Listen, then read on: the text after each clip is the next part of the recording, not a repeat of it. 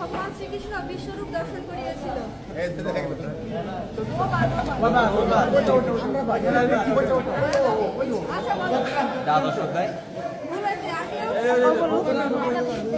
ঠিক আছে,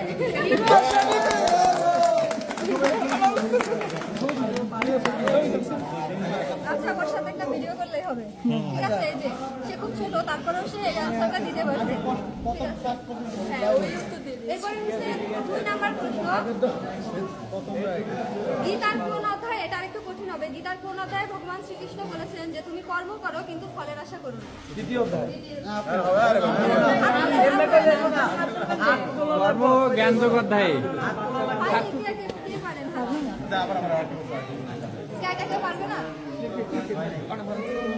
কর্মের উপরে আমাদের অধিকার আছে কিন্তু ফলের উপরে নেই, এটা কোন অধ্যায়ে আলোচনা করা হয়েছে? চতুর্থ কর্মযোগ।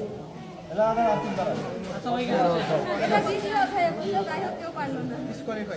নেক্সট আচ্ছা এরপর আচ্ছা গীতার প্রথম শ্লোকটা কে পারে?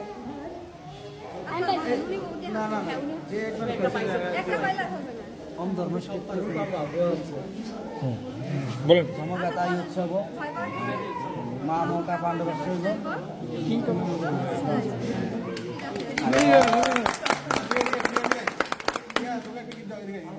আচ্ছা আমি অবশ্য 3টা প্রশ্ন করতে চাইছিলাম, কিন্তু যেহেতু আমাদের একজন দিদি আছে, উনি স্পেশাল, তো আমি ভাবছি যে একটা গীতা দিদিকে দিব। ঠিক আছে, এটা ওনার নাম অনুযায়ী দিয়ে দিই। আচ্ছা প্রিয়া দে, ঠিক আছে, দিদিকে এটা